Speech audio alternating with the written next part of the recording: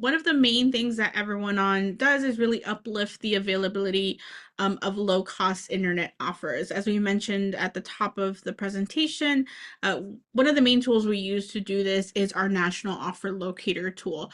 So it is an online platform. You go to our website, www.everyoneon.org, will pop it up where you can, it's a three-step process, very, very simple.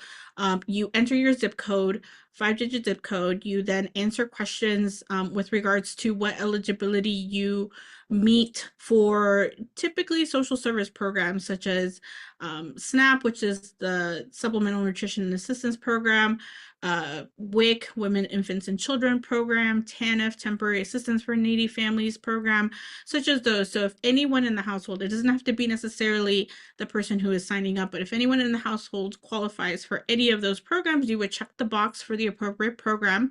And then our tool will provide you results with regards to what offers may be available, information that you need to understand what that offer is providing, and a link or a phone number to sign up directly with the provider.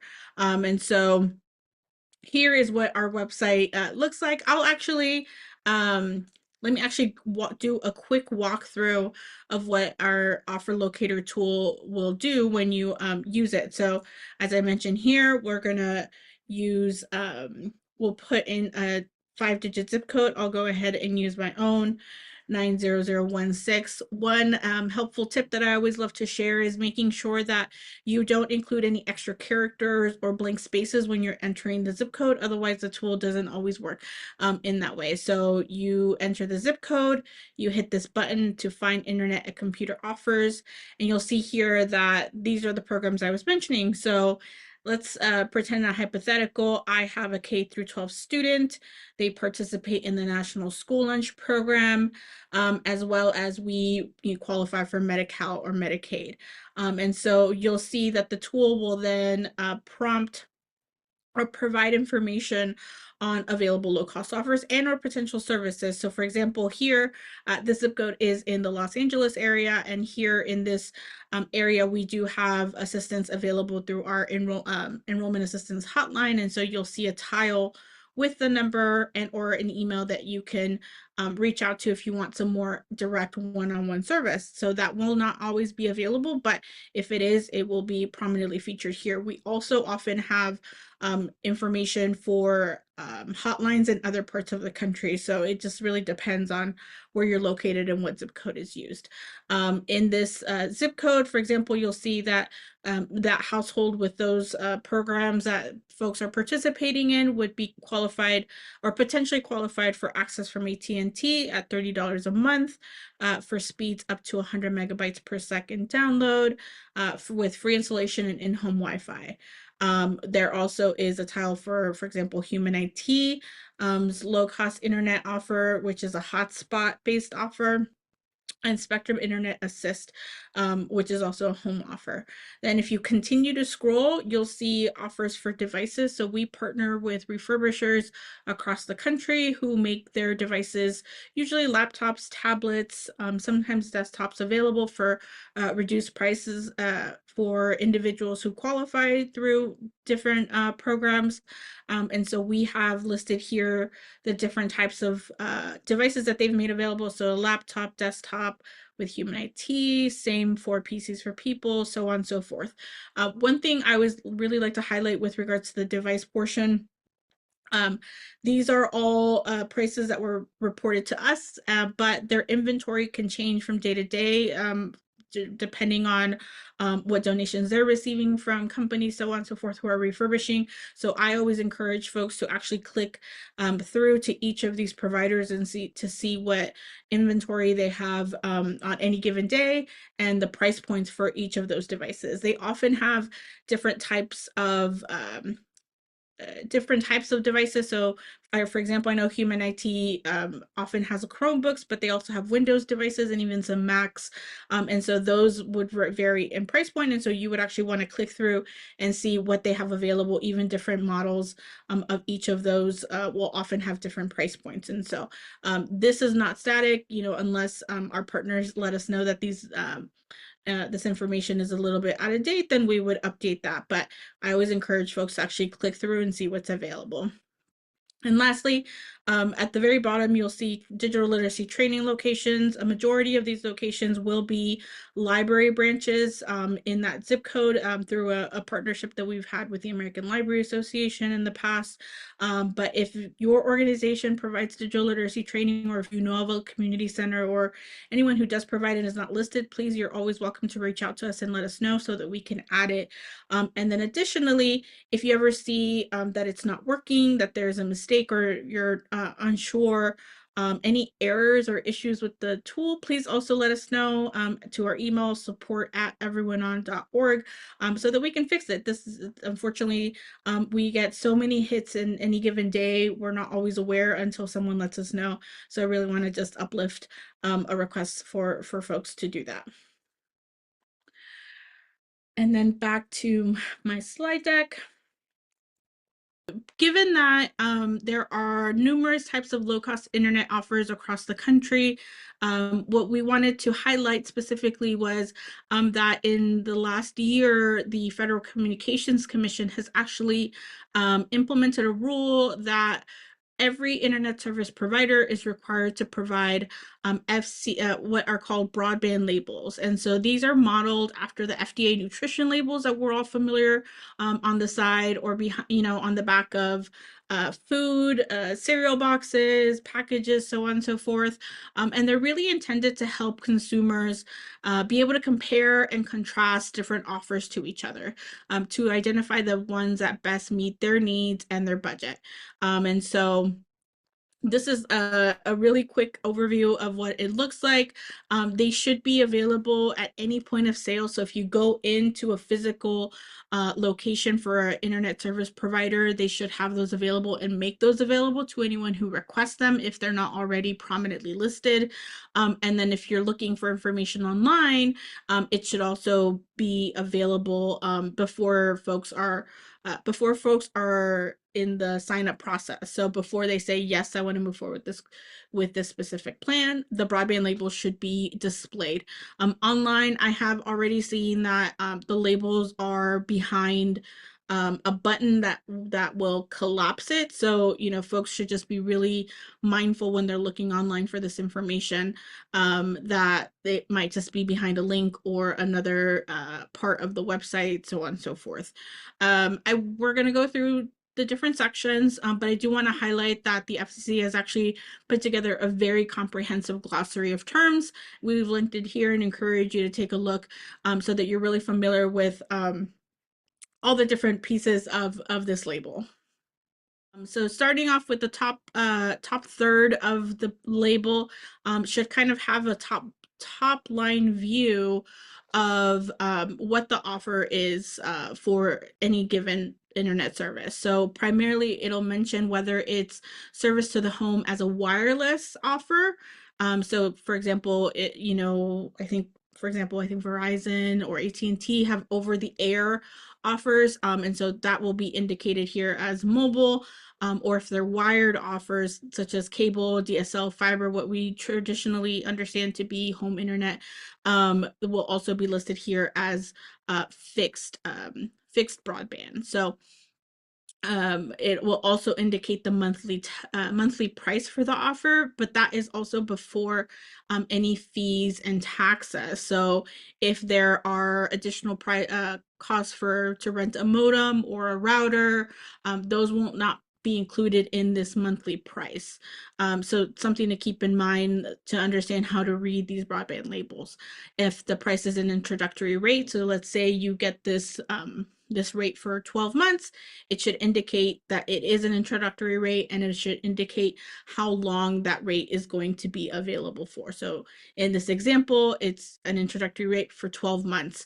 And then you'll see that after that introductory rate expires, the monthly rate after that will be listed on here as well. And so in this example, the monthly price is $89.99. And so after that 12-month period, the price will then jump to $109.99. And to be clear, this is an example image from the FCC, but any and all offers should have this available.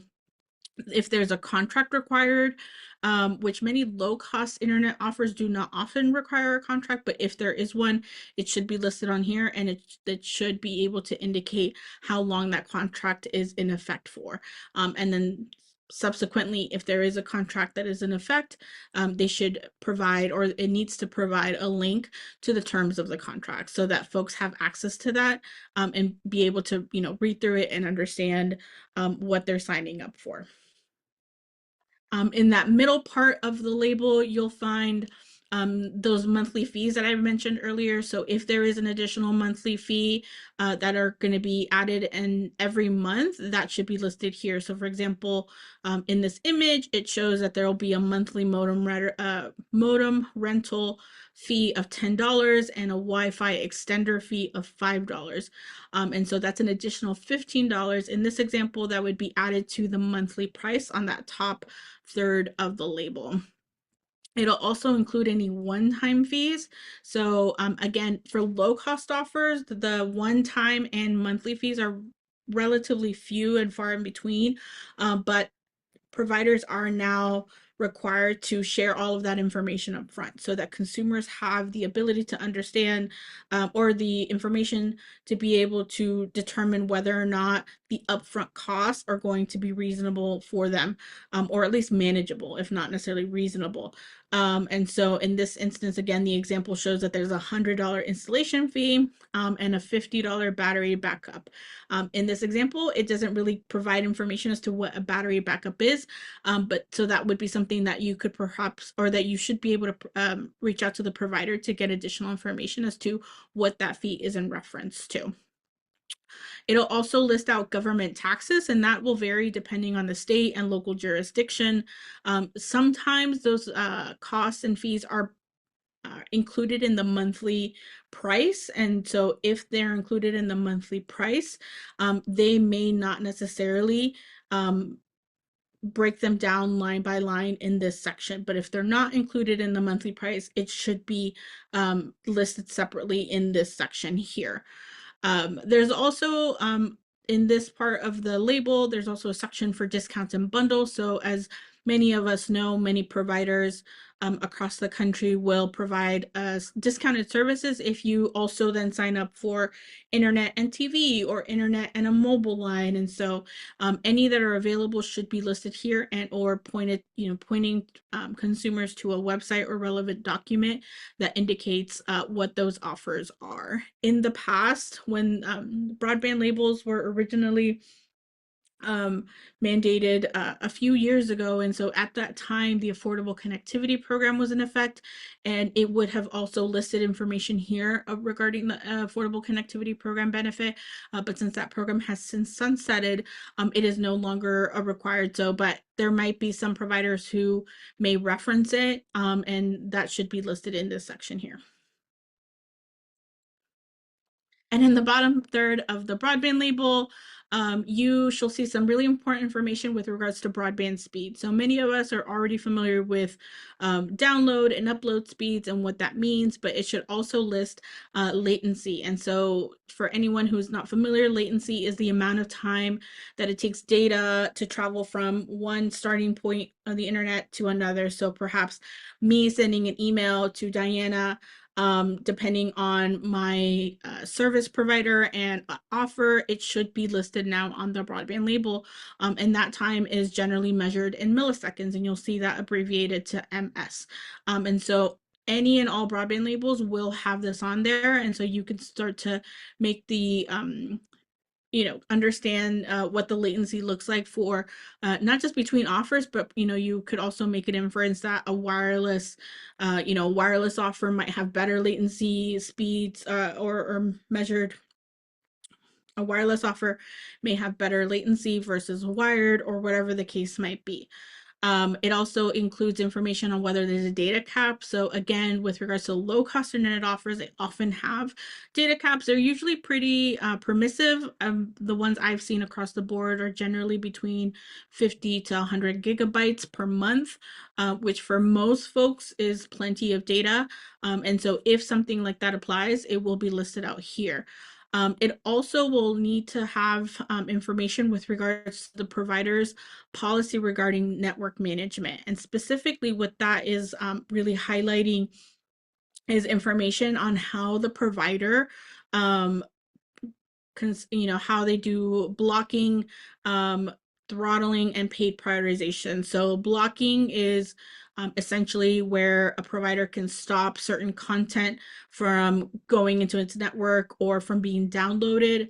How they throttle, which is the intentional slowing of network speeds for specific content or subscription levels. You might often see, for example, on mobile networks, once you hit a data cap, they might throttle your speeds, and so for many reasons, as well as paid prioritization. So sometimes you can, or they will provide faster download speeds or upload speeds to certain specific content, or perhaps like when you pay or have a higher subscription, higher data plan, whatever the case might be, you might have higher download speeds than someone who is not paying for that level of plan. And so all of that what should be described in detail in their network management policy, and that will be listed on the label so that again consumers can visit that information and learn more and understand what the limitations of that offer will be, if any. And lastly, the company's privacy policy as to how they manage the data, and how they also comply with the FCC's regulations for privacy for cable and phone records. And lastly, a customer support section. So where what's a phone number, what's a website that a consumer can visit or call in to get information with regards to that offer, especially once, if they become a customer. And so the labels are pretty again, they're really in depth, and it has a lot more information than providers have in the past had to provide at the outset. And so it's a super great tool. We would love to see more folks using them to be able to understand and help consumers, clients understand what their options are with regards to not just low cost internet offers, but offers across the board. I mentioned a little bit around speed, latency, so on and so forth. And one of the questions that we often get with regards to how much internet, what speed do I need? A low cost offer, for example, often has lower upload and download speeds than another another higher market rate offer. And so there's a number of internet speed calculators out on in the web, and we've linked a couple here for you all to look. But this graph specifically points to the FCC's household broadband guide as to how much speed, quote unquote, you would need for any sort of use that on a day-to-day. So for example, basic on this table, they're estimated to be 3 to 8 megabytes per second. For medium service, it's 12 to 25 megabytes per second, and advanced service is being indicated as more than 25 megabytes per second. I actually anticipate that this graph or this table and many of the calculators will be updated relatively soon, if not already. Last year in 2024, the FCC former chairwoman Jessica Rosenworcel updated the federal standard for being served from the previous standard of 25 megabytes per second download, 3 megabytes per second upload, to 100 megabytes per second download and 20 megabytes per second upload. So these calculators often are using the 25.3 standard, and so probably over the next year, if not again sooner, we'll start to see many of these calculators start to take into account more of the 120 standard to make sure that folks are all kind of again on the same level field in terms of information to understand the difference between offers and what a household personally needs with regards to internet speed. We also always want to highlight that in our work and likely many of the work of many of the organizations that are watching this presentation is that not everyone knows what some of these technical terms mean. And so it's super important to ensure that we can help kind of provide definitions or descriptions as to what each, different terms such as megabytes per second, a modem, an Ethernet, 802.11n network standard, so on and so forth. And so we always like to share these resources, these websites that often have, really layman's term or very simple definitions to many technical terms to be able to help people understand what are some of the nuances of not just the low cost internet offers themselves, but also the technology, any home hardware that they'll have to employ and use and learn how to navigate to be able to be connected online. As I mentioned earlier, there was a previous subsidy program called the Affordable Connectivity Program, ACP for short, which provided a $30 subsidy on individual consumers or households' internet bill or data bill, through a mobile or wireless provider. And as I mentioned, unfortunately, it did sunset early last year due to lack of federal funding. But because that program has now ended, we also want to uplift that there is a different federal program called Lifeline, which again provides a subsidy for not only internet service, but also could potentially be used towards phone service when approved and through participating or participation in participating providers. No,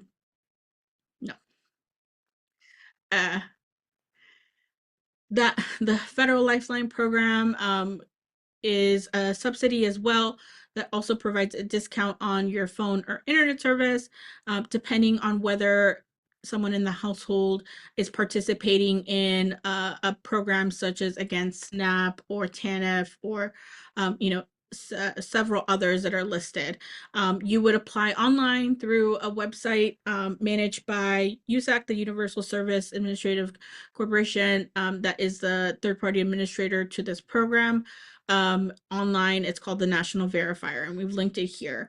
We also do want to uplift, though, that if you or individuals who live in California, Oregon, or Texas cannot apply through the National Verifier website, they actually would have to apply through their state's Lifeline programs. And again, the subsidy is actually much lower than the ACP previously was, at a $9.25 level.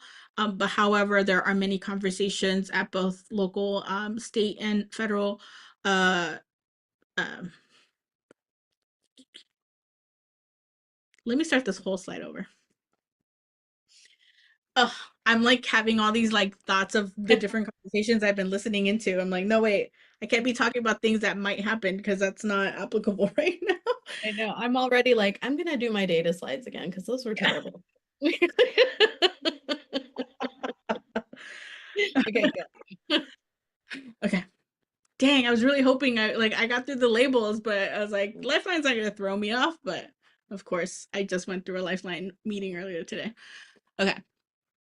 Um, Given, as I mentioned earlier, the Affordable Connectivity Program was a previous federal subsidy program that has sunsetted. Hold on, stop. Are you starting this whole slide over again? Mhm. So then do you want to pretend that you just transitioned into this slide? So smart. I'll be like Tammy. That's why you're my VP.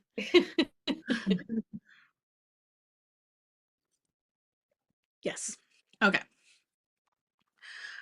Um, so on this slide, we actually also wanted to uplift, as I mentioned earlier, there was a previous federal subsidy program called the Affordable Connectivity Program, ACP for short, that provided a $30 subsidy on internet service in the home or through a mobile carrier. We unfortunately, since federal funding for that program has ended, want to uplift the Lifeline federal subsidy, which is similarly available to internet service, but as also available to phone service throughout the country. It is unfortunately a much lower subsidy. It is at $9.25 instead of the $30 that ACP previously provided. But it does have actually a dedicated funding mechanism. So this is not a program that is temporary, at least at this point in time. Most people would actually apply online. Theoretically, you could also apply through mail by printing out or requesting a mail-in application, but it's much simpler and much faster to apply online through the National Verifier, which we've linked here. It's very simple with regards to providing contact information, where do you live, what provider are you looking to sign up with, and what program do you participate in, or perhaps income-based, like what is your income to prove that this is a subsidy that would support you in managing your expenses with related to internet and phone. Most people will be able to apply online, like as I said. If anyone lives in California, Oregon, and Texas, each of those states have state lifeline programs that also manage the federal lifeline subsidy. And so we would encourage folks to visit the website and request information with regards to the federal lifeline program through those state offices. And so we've linked those here as well. Again, it's nowhere near what the ACP was providing, but in times where, and with communities that any little bit of helps, then we wanted to uplift the opportunity for folks to apply to the federal lifeline program as well.